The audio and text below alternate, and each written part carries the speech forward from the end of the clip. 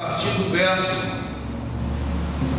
de número 7, está escrito assim: Evangelho de João, Novo Testamento, Mateus, Marcos, Lucas, João, quarto documento do Novo Testamento, diz assim, João 10, 7 diz assim: Jesus, pois, lhes afirmou de novo: em verdade, eu estou dizendo a vocês, eu sou a porta das ovelhas.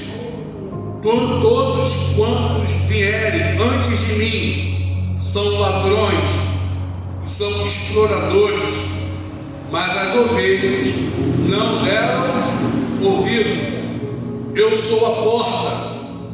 Se alguém entrar por mim, esse será salvo. Ele entrará e sairá e achará pastagem.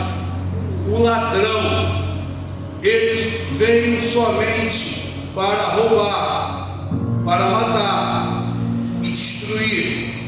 Eu vim para que tenham vida e a tenham em abundância.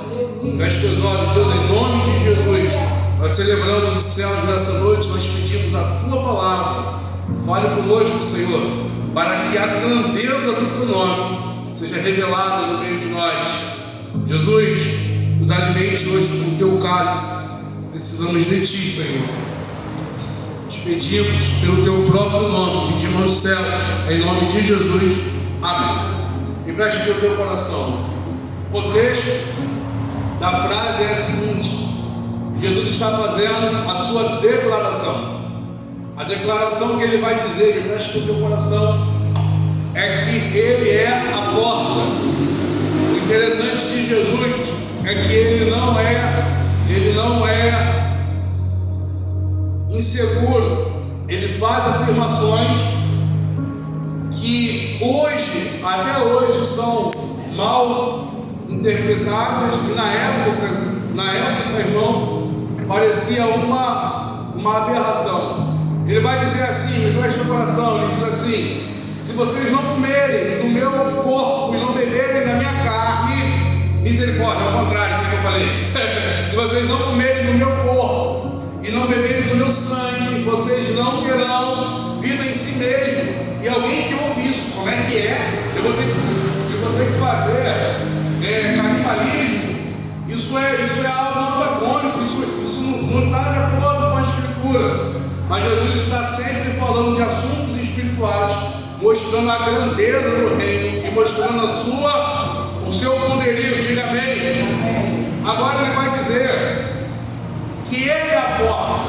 Preste atenção. Ele vai dizer que ele é o único caminho. Eu gosto da expressão, acho engraçado quando alguém me diz assim: pastor, ora por fulano. Eu oro por todo mundo, irmão. Eu oro por gente que eu nem gosto. Que isso, pastor? Oro por gente que está no governo, que eu não gosto, que não sou a favor da forma de conduzir a ação ou até mesmo as suas localidades. Mas a minha Bíblia diz que, como cristãos, nós devemos o quê? Orar. E alguém diz para mim e fala assim: pastor, ora por alguém. Eu oro. Pastor, ele é um amor de pessoa. Porque a Bíblia diz que nós não somos bons, mas tudo bem, continue. Só tem um defeito nele ou nela. Eu falo, só falta nele Jesus. Aí, é só isso que está faltando? É só isso? Nossa, que coisa pequena, né, que está faltando. É uma coisinha, é um pingo no i que está faltando. Se falta Jesus, falta o quê? Tudo. João vai dizer: no princípio era o Verbo, e o Verbo estava com Deus, e o Verbo era Deus. Verso 14: e o Verbo se fez carne. Aleluia. Tudo foi feito por ele. Sem ele nada do que foi feito se fez. Olha só, irmãos, Abraham Kuyper vai dizer: não há 1 milímetro na existência que não tenha sido feito para a glória de Jesus. Apocalipse capítulo 5: os 24 anciões, todo o reino dos céus, prostraram-se diante dele e disseram: digno és o Cordeiro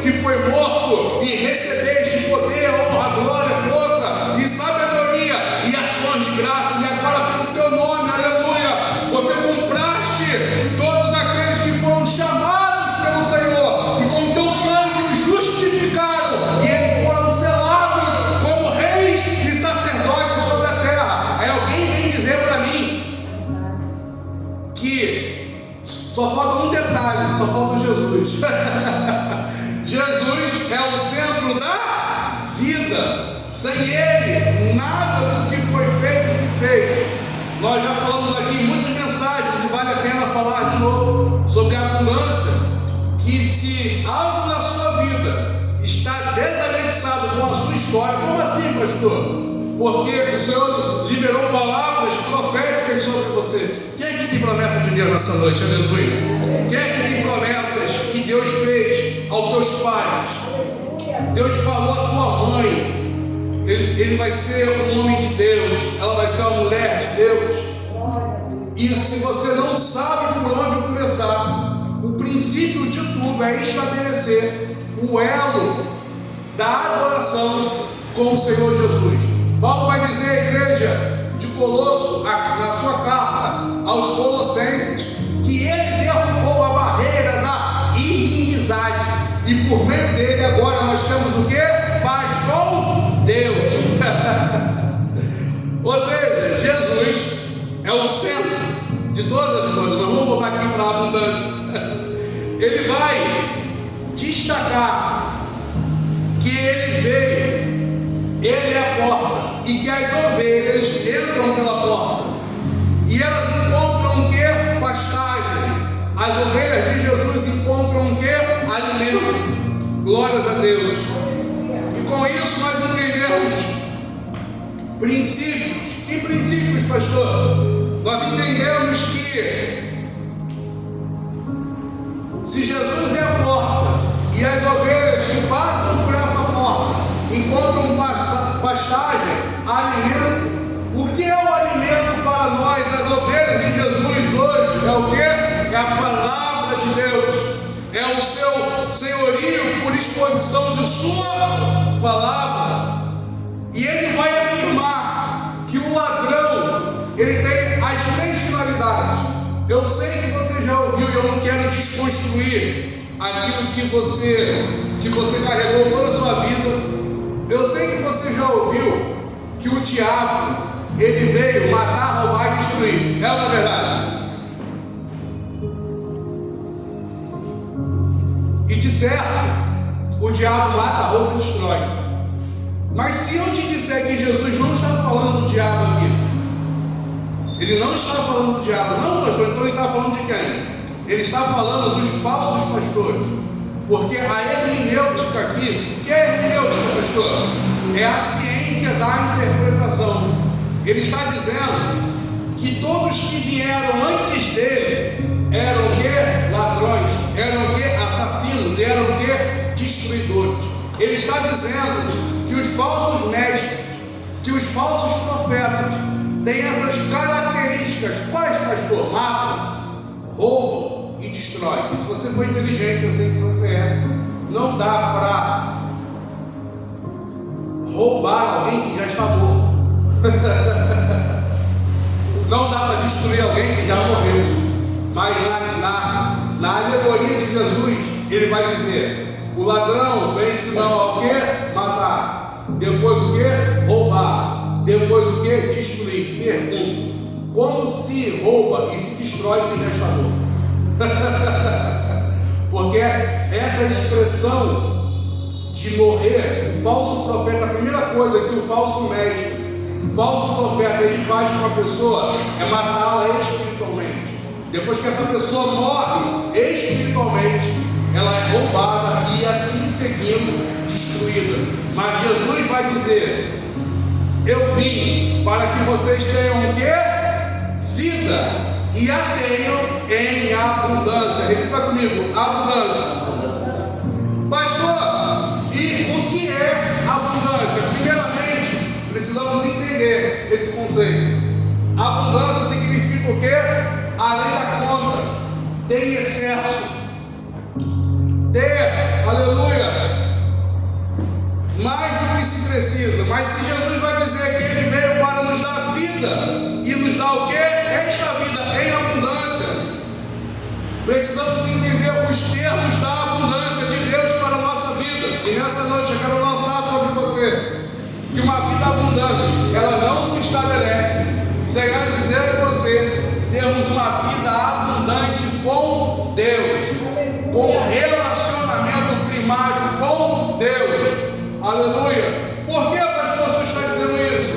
Porque como pastor, como ministro do Evangelho, indo aí para 3 décadas, eu tenho visto pessoas tentando coisas no ambiente evangélico sem a presença de Deus. Eu tenho visto relacionamentos que iniciam e terminam como uma trocagem de roupa. Eu tenho visto pessoas entrando em faculdades e saindo de faculdade, como entram num ônibus e saem, como entram numa padaria e saem. Por quê? Porque as pessoas têm suas tomadas de decisões sem ao menos Deus ser o quê?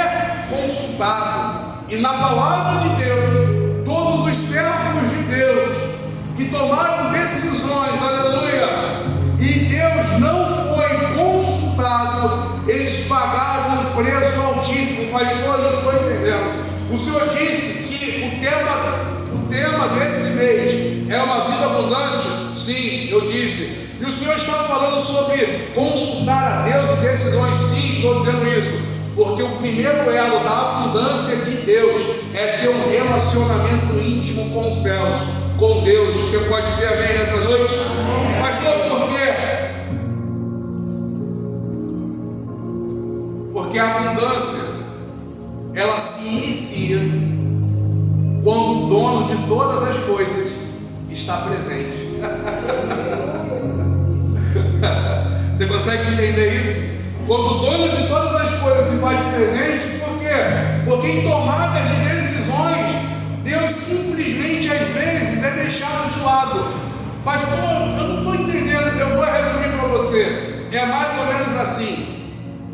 Nós não convidamos Deus para a nossa festa de casamento, mas quando esse casamento não dá certo, nós pedimos para que Ele faça o nosso divórcio. Aleluia, posso ouvir um amém? Então você quer ser abundante? Misericórdia, acho que a verdade já desistiu. Você quer ser abundante?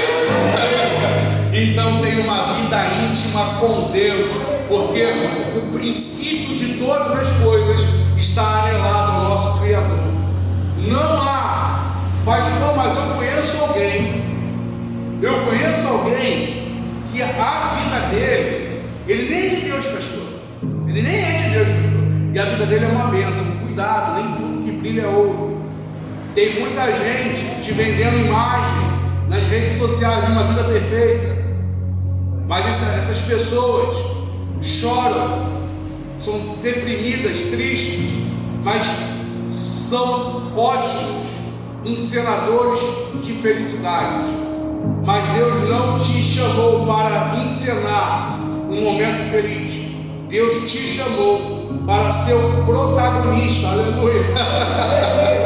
Deus chamou você para ser o protagonista da sua vida. E o seu protagonista da sua vida requer uma vida abundante. Vida abundante é ter além da conta. Só dinheiro, pastor, é um dos elos do atributo. Talvez seja o último, mas não se pode começar uma casa pelo telhado. Se começa pelas bases centrais. E as bases centrais de todas as coisas é de intimidade com Deus. Eu não quero perguntar, mas o Espírito Santo, não é uma pergunta minha. O Espírito Santo aí perguntando você: quantas vezes você orou hoje? Quantas vezes você orou nessa semana? Quando foi que você sentou com Deus e disse: Senhor, eu confio tanto no Senhor que estou disposto a abrir mão daquilo que eu quero para viver aquilo que o Senhor quer? Porque quando nós vemos os homens de Deus, Abraão, Isaac, Jacó, Moisés, os profetas, os juízes que foram bem-sucedidos, todos eles eram abundantes, o que? Em intimidade e numa resposta a Deus. Que intimidade e resposta é essa, pastor? Deus, aleluia, Deus era companheiro desses homens. Deus, aleluia, Daniel, o profeta, o princípio de sua prova foi quando homens o acusaram de orar constantemente a Deus, sem quebrar um elo, aonde havia um decreto macabro, onde nenhum Deus poderia ser consultado, senão um Deus pagão. Mas Deus é fiel e Deus cuida dos seus. Eu quero dizer nessa noite para você que deseja ter uma vida abundante, que é uma vida além da conta, que é uma vida de ter abundantemente mais, que é uma vida de expansão. O princípio dessa realidade começa quando a minha atmosfera ela muda, quando Deus ele não passa a ser a sobra de um tempo, mas quando Deus passa a ser a prioridade do meu tempo. Eu não oro quando eu tenho tempo, eu faço meu tempo para orar. Você consegue entender isso? Homens de Deus foram violentamente ferozes em Deus quando entenderam isso. Pararam suas agendas. Nós, esse meu horário aqui, 2 horas da tarde, Billy Graham. Lembrei agora, Billy Graham, o reverendo Billy Graham, uma autoridade. Nenhum presidente no seu ministério ativo, nenhum presidente dos Estados Unidos tomou posse sem passar pelas mãos, sem passar pela oração de Billy Graham. Nos Estados Unidos, os ministros de Deus, eles têm uma honra muito grande. Um belo dia, Billy Graham estava orando no seu escritório e o gabinete da Casa Branca liga para lá, dizendo que o presidente dos Estados Unidos precisava de um conselho de Billy Graham. A sua secretária disse: ele, neste momento, iniciou a sua jornada de oração. E ele ora, média de 1 hora nesse período. E o secretário da Casa Branca diz: ninguém faz o presidente dos Estados Unidos esperar. Ela, debaixo desse tom de ameaça, ela vai lá e ela bate, pedindo licença para orar. E ela diz: Billy Graham, a Casa Branca quer falar contigo. E ele sussurra nesse momento: estou falando com o rei de todos os reis. Você consegue entender isso? Porque isso é bonitinho, mas isso era a realidade na vida de homens que foram abundantes em Deus. E eu quero fazer você entender nessa noite, porque o princípio aqui da nossa, as estacas da nossa visão do projeto Aliança está em receber, em entender, e o que? Entendendo eu posso o quê? Compartilhar. Ou seja, uma frase que me acompanha há muitos anos: se eu não entender, eu nunca vou me comprometer. Ou seja, tudo parte de um princípio de entendimento. E se você quer nessa noite mudar o jogo como eu quero, se você quer ir para um outro nível como eu também quero, se você quer desfrutar, aleluia, daquilo que Deus disse ao teu respeito, e você quer ver uma coisa, tem gente aqui que parece que é um código só tem de Deus. Todo mundo faz isso, todo mundo um dia pega a Bíblia fechada e vê lá, e você abre a mesma promessa. A mesma promessa te persegue, o mesmo versículo, o mesmo capítulo, como se Deus estivesse dizendo: olha, o que eu disse a você ainda está de pé, mas isso tem um princípio. Qual o princípio, pastor? Uma vida abundante em Deus. Se você tem deixado Deus como um segundo plano, se você tem anelado no Senhor a sobra do seu tempo, você não será abundante nas outras áreas da sua vida. Por quê, pastor? Porque tudo começa no Senhor. Que isso, pastor? Provérbios capítulo 1 vai dizer: o princípio da sabedoria, olha só, o começo da sabedoria é o quê? Temer o Senhor. Andar com o Senhor. E eu e você precisamos entender isso, que o Senhor, Ele não é o quê? Ele é uma opção daquilo que se sobra. Mas se você deseja ser abundante, recupere nessa noite o elo, o que nós, eu já falei isso aqui em outras mensagens, o que às vezes nós ficamos chorando, dizendo: Senhor, eu quero aquele primeiro amor. Aquele primeiro amor já foi, irmão. Tem um amor, aleluia, um amor verdadeiro, um amor íntegro. Recupere a chama da paixão pelo Senhor.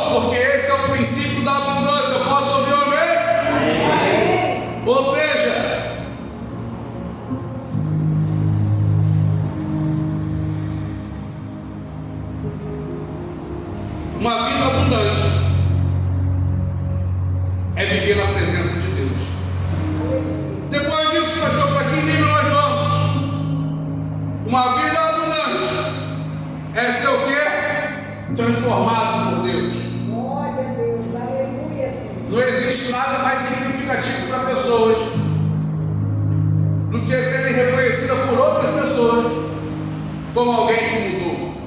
Por quê? Porque é muito triste quando o nosso passado nos persegue. É muito triste quando pessoas dão a nós o nome daquilo que nós fomos um dia. Mas graças a Deus, repita comigo, graças a Deus, nós não dependemos dessas pessoas. A gente escreve amém para viver uma vida abundante. Mas estou mandando assim umas coisinhas no meu coração, fique tranquilo, filho. 1 de João, no capítulo 3, no verso 22, diz assim: e se o seu coração te condena, maior é Deus do que o seu coração, e Ele o que? Conhece todas as coisas. Pastor, o que o Senhor quer dizer? Uma vida abundante é quando a transformação de Deus também, ela me alcança. Por quê? Porque o homem, irmãos, não pode mudar por si só. O homem tem a força primária, que como resposta ele dá para Deus. Conheci pessoas que viveram na bebida por muitas décadas, e um dia se sentiram vazias e deram a Deus uma resposta. E quando dão a Deus uma resposta, Deus pega dessa força primária como moldagem para dar a esse homem, dar a essa mulher uma nova forma. Pastor, o que o Senhor quer dizer com isso? Uma vez que você diz sim a Jesus, e preste no teu coração, o processo da santificação é estartado na tua vida. Mas tudo que Deus começa, Deus termina. Vamos repetir isso aqui? Tudo que Deus começa, Ele termina. Mas na nossa vida, aquilo que Ele começa, eu preciso dar para Ele a autorização para que Ele venha o quê? Terminar. É por isso que existem cristãos que disseram sim ao Senhor um dia, mas eles abortaram o processo da transformação. Eles até mudaram um pouquinho, mas em Cristo Jesus, eu e você seremos transformados aqui na terra, e também nós seremos transformados o quê? Nos céus. Aleluia. O apóstolo Paulo vai declarar isso quando ele fala: e há de ser que o Senhor virá dos céus com voz de arcanjo e alarido de anjo. Aqueles que morreram primeiro ressuscitarão, e nós nos encontraremos com Ele nos ares, e estaremos sempre com o Senhor, porque o Senhor, Ele nos fará corpo, Ele mudará esse corpo corruptível para corpo incorruptível, e nós estaremos para sempre com o Senhor. 1 Tessalonicenses capítulo 2. Pastor, o que o Senhor quer dizer com isso? Que o processo da transformação, ele se inicia, mas é eu e você que precisamos dar o aval para o Senhor, para que Ele venha o que? Terminar. Pastor, o que o Senhor quer dizer com isso? Ou seja, o presbítero, vou falar quem deve ver o vídeo depois, misericórdia. O presbítero antes veio aqui e disse que numa semana ele gastou 20 mil jogando no jogo do Tigrinho, ficando assim, com misericórdia. Ah, se dá na minha mão. Ah, eu ia comprar um sítio, eu ia botar uma casa de recuperação lá, no meio do mar. Ah, na minha mão. Ah, gente. E depois nós começamos, depois eu tenho uma raiva disso. O que é isso, irmãos? É a transformação. Isaías 41 vai dizer que ao nos lembrarmos do nosso passado, nós teríamos o que? Vergonha. O processo, e eu sempre falo isso aqui, no nosso discipulado, eu invisto muito em discipulado, vida real, estar com as pessoas. Eu sempre falo assim: olha, evita. Tem gente que fala do passado com gosto. Eu tenho uma raiva disso, misericórdia. Olha, irmão, porque no mundo, o processo da transformação começa quando nós falamos do nosso passado com vergonha. Pode anotar isso daí.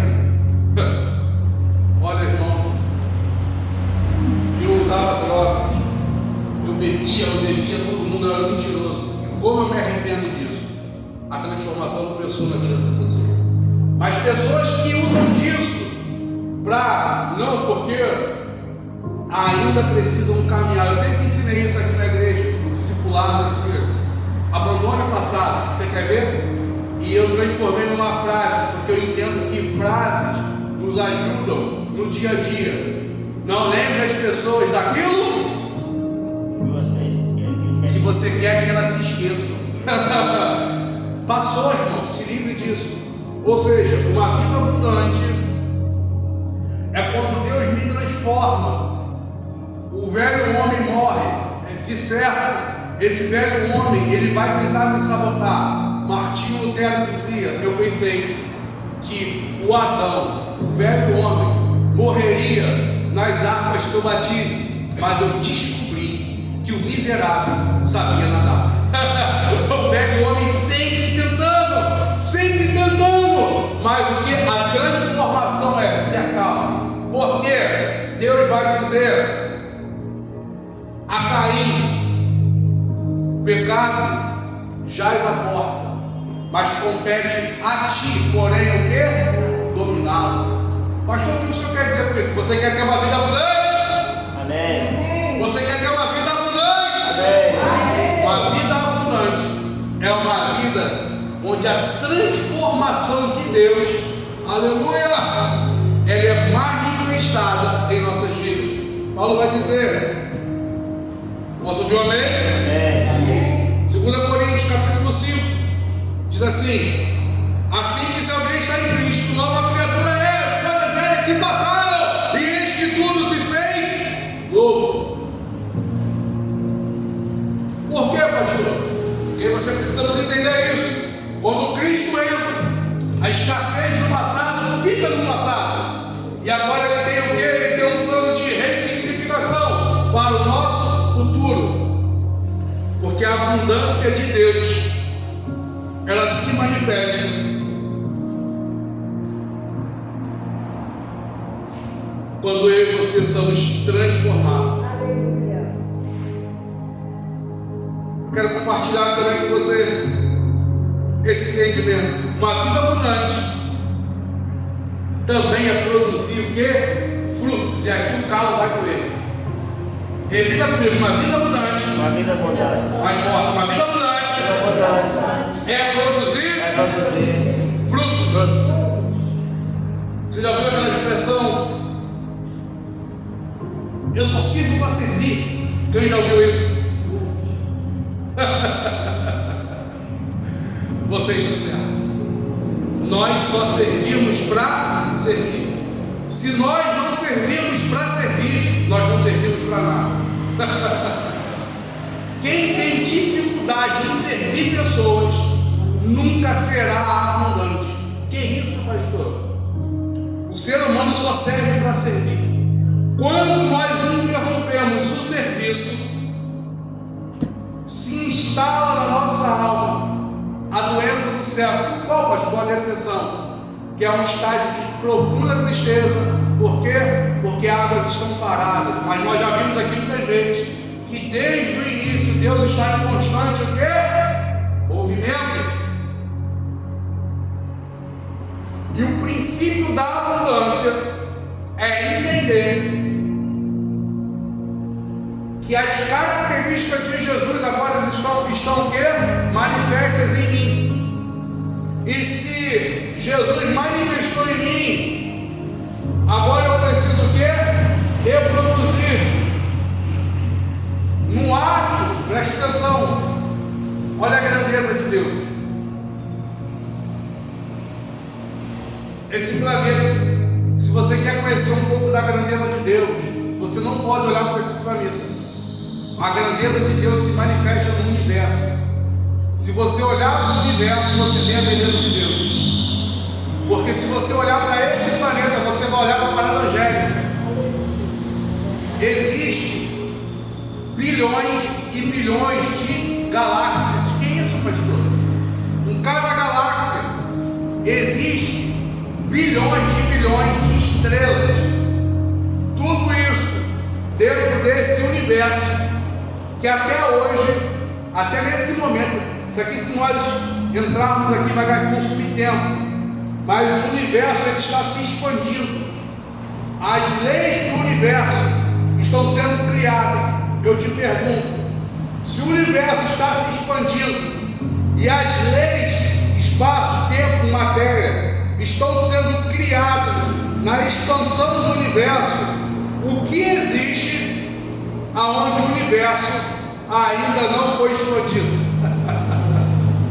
Se você entender isso aqui, o teu norte muda. Por quê, pastor? Porque o Deus, preste aqui no teu coração, porque o Deus que faz todas as coisas, Ele não está inserido dentro dela. Se Deus fez o universo, Ele está o quê? Fora do universo. Você consegue entender isso? Milhões e milhões, milhares de planetas, estrelas, sóis. Existem sóis que são milhares de vezes maior do que o nosso Sol, que é milhares de vezes maior do que esse planeta. Eu e você somos um grão de areia no vasto universo de Deus. Pastor, onde você quer chegar aqui? É o que Paulo vai dizer em sua epístola. Ele mesmo sendo Deus, não usurpou ser como Deus, antes se esvaziou a si mesmo, desceu em forma de homem. E o que ele fez aqui, pastor? Serviu pessoas, lavou os pés dos discípulos, alimentou os famintos, cuidou de pessoas, instalou no mundo o seu reino, o seu governo, um reino e um governo de justiça. Em sua vida serviu voluntariamente, deliberadamente. Aí vem o crente e diz: eu não quero servir pessoas. O Deus do universo, o Rei do universo, no judaísmo se fala muito isso. Bendito és tu, eterno nosso Deus, Rei de todo o universo. Bendito és tu, Rei de toda a terra. O Rei do universo serve pessoas, não no sentido de prestar a elas honra, mas dando. O pregador Salomão vai dizer isso: Deus faz com que o sol e a chuva venham sobre as pessoas boas e as pessoas ruins. O que é isso, servir? Aí alguém me diz: não quero servir pessoas. Eu sirvo para servir, sim. Eu e você só servimos para servir. E se nós temos essa mentalidade, o nosso norte muda. Porque o sentimento de escravo que nós sentimos, ele é crucificado. Já viu isso? Se em igrejas, em famílias, em empresas, para pessoas, você diz assim: fulano, faz um favor para mim. Fala assim, pastor, você pode varrer ali, pode fazer isso. A pessoa toma isso como uma ofensa, como uma diminuição. Posso ouvir um amém? Mas se eu e você não servimos para servir, nós não servimos para nada. Pastor, então o senhor quer dizer que eu tenho que servir o Senhor? Você precisa servir a mim, a pessoas, como eu preciso servir a pessoas, porque de forma geral falando, Jesus ministra o seu evangelho com base na exemplificação. Com base no que, pastor? Exemplificação. Eu dei a vocês um exemplo, façam igual. Lavem os pés uns dos outros. Ou seja, a abundância começa quando eu e você entendemos que nós precisamos servir. E servir pessoas é dar o quê? Frutos. Servir pessoas é estabelecer o quê? Frutos. E é o que Jesus vai dizer, João 15,5: eu sou a videira, vós sois a vara, quem está em mim? Se alguém está em mim e eu nele,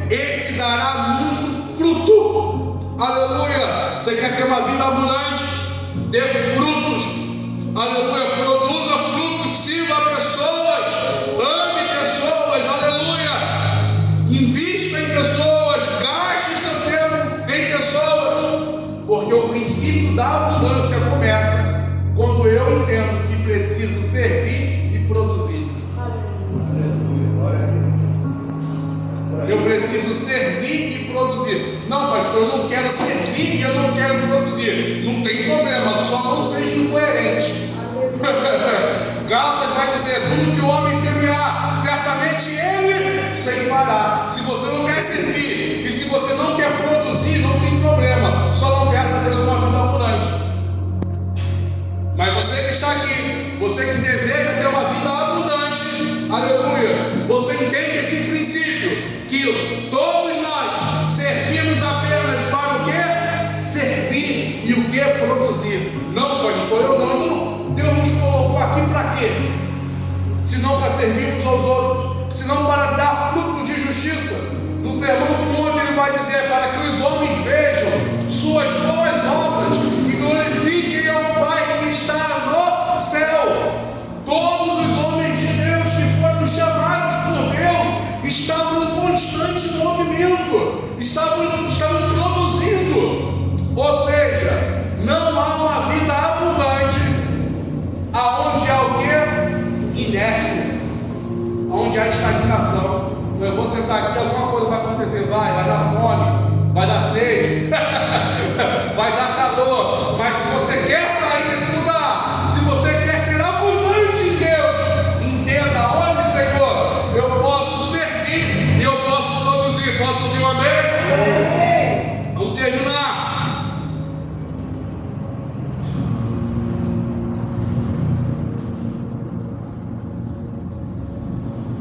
Uma vida abundante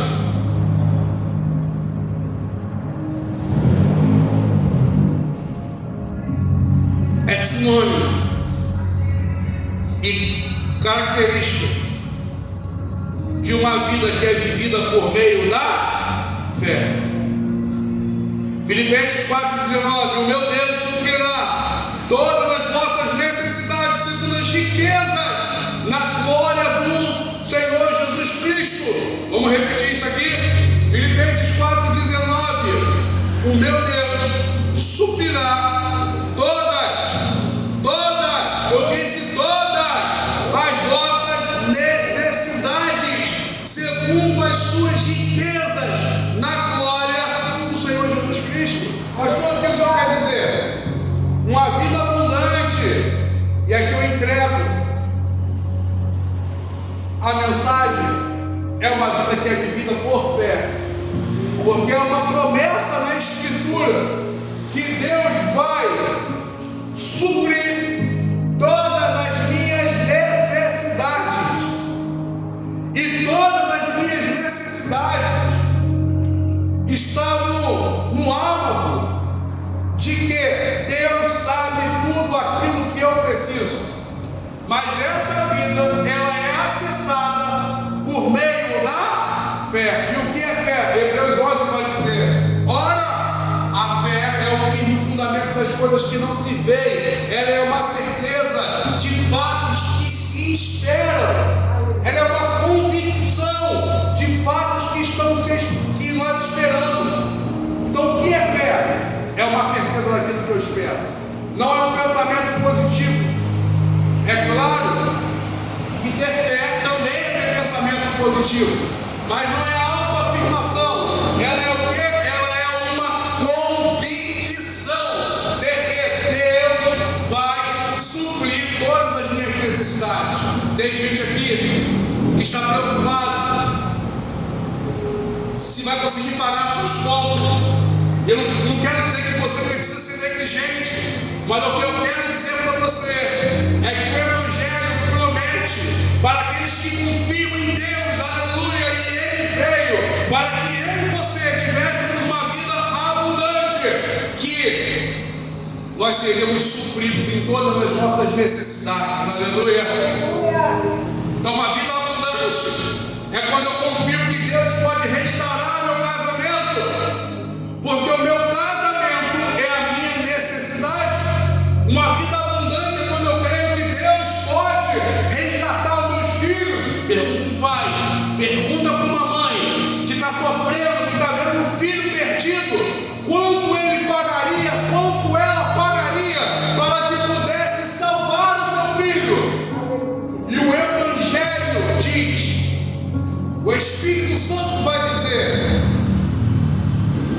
Deus, pelo seu poder, pode suprir toda a sua necessidade. Então, uma vida abundante, ela é assegurada por meio da fé. Eu creio que Deus pode restituir minha vida. Eu creio que Deus pode me curar. Eu creio que Deus pode me dar alegria. Eu creio que Deus pode transformar o meu choro em alegria. Eu creio que Deus pode me surpreender. Eu creio que Deus vai me fazer conhecer pessoas maravilhosas. Eu creio que eu amarei essas pessoas. Eu creio que eu serei honrado por essas pessoas. Eu creio que eu terei laços de amizade, laços de aliança, laços, aleluia, de fidelidade. Mas isso parte de um princípio. Qual, pastor? Fé. E o que é fé? Se não há certeza de que eu sou filho de Deus e Deus me ama. A palavra vai dizer, irmãos, você consegue entender como é que o Evangelho ele nos assegura?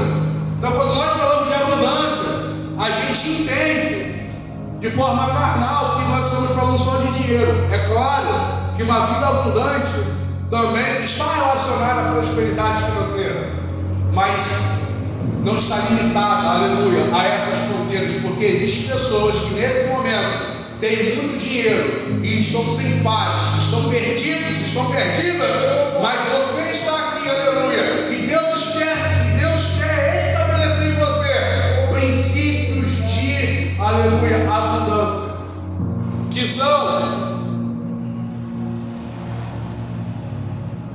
viva por meio da fé. O justo viverá pela fé.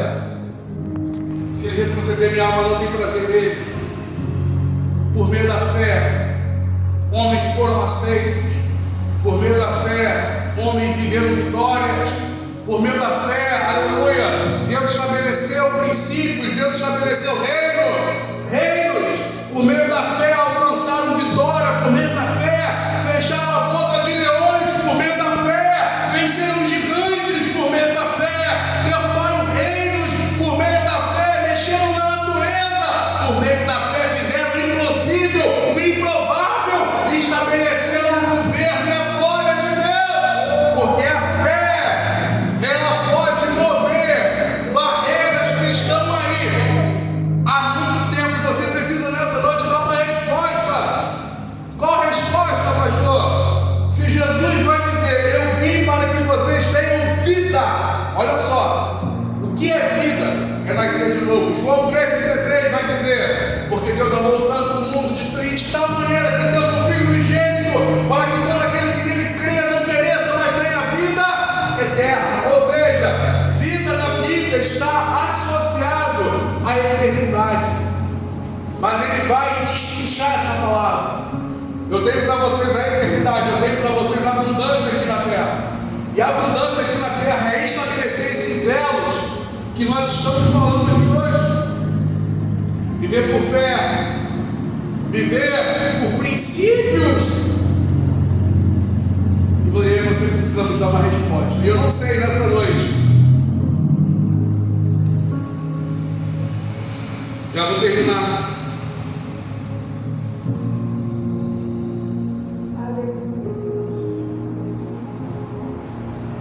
E eu não sei como está a tua vida. Eu não sei como está na geladeira.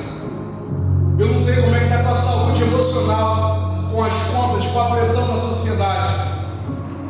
Mas eu e você precisamos entender um princípio. Qual princípio, pastor? Efésios capítulo 1, verso 3 diz assim: bendito seja o Deus e o Pai do nosso Senhor Jesus Cristo, que nos abençoou com todas as bênçãos espirituais nos lugares celestiais. Ou seja, bendito é Deus, bendito é Jesus, que já nos abençoou com todas as bênçãos espirituais. Lembra o versículo anterior que nós lemos? E o meu Deus suprirá todas as vossas necessidades. Agora o mesmo Paulo está dizendo: Deus já nos abençoou com as bênçãos espirituais. E essa palavra, ela é a força que você precisa para levantar e derrubar os seus gigantes. Derrube nessa noite os seus gigantes de escassez, os seus gigantes que não deixam que você veja porque Deus tem uma vida, aleluia, feliz para você, uma vida que terá problemas, uma vida que terá choros, uma vida que terá sofrimento aqui na terra, mas em todas essas coisas, eu e você somos mais do que vencedores, aleluia, porque venceremos, mas é preciso dar uma resposta. E qual é a resposta nessa noite? Eu acesso a tua abundância por meio da obediência, por meio da fé, por meio de princípios. Eu dou uma resposta nessa noite e eu quero viver a abundância que o Senhor tem para mim. Qual desses pontos Deus falou com você?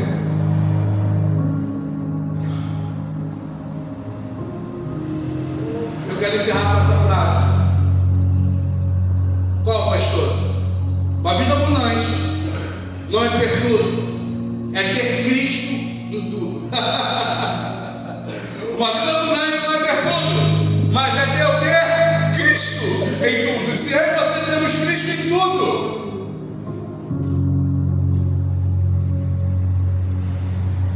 nós podemos e nós venceremos para a glória de Jesus. Eu quero orar por você. Eu quero orar por você que sente uma limitação para avançar. Você que sente escassez, e não somente financeira, mas espiritual, emocional. Você que sente bloqueios que te acompanham, que impedem você de avançar. Todas as chaves que foram liberadas aqui são chaves que podem derrubar, aleluia, fortaleza e grilhões. Todas as chaves que foram lançadas aqui são chaves que, se aplicadas, podem mudar destinos nessa noite. Você que se sente amarrado, bloqueado, emocionalmente, financeiramente, espiritualmente, na sua saúde, na sua família, Cristo veio para estabelecer vida em nós e para nos dar uma vida abundante. Feche seus olhos no nome de Jesus.